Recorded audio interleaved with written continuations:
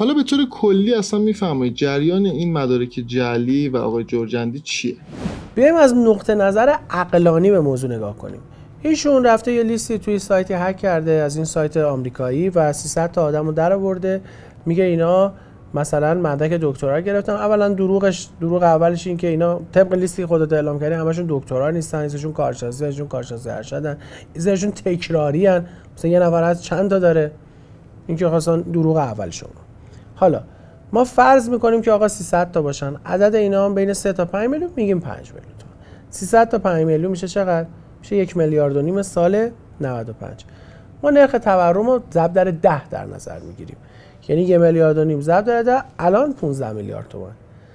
برادر من، عزیز من 2 برابر این مبلغ رو حقوق میدم فقط به کارمندام. فرض کنید که ماکان آریا پارسا تصمیم گرفته که آبروشو به حراج بذاره. 15 میلیارد تومان من 2 برابرش رو دارم ماهانه حقوق میدم. اصلا این مبنای عقلی نداره که یه نفری آبروشو بخواد اینجوری به حراج بذاره.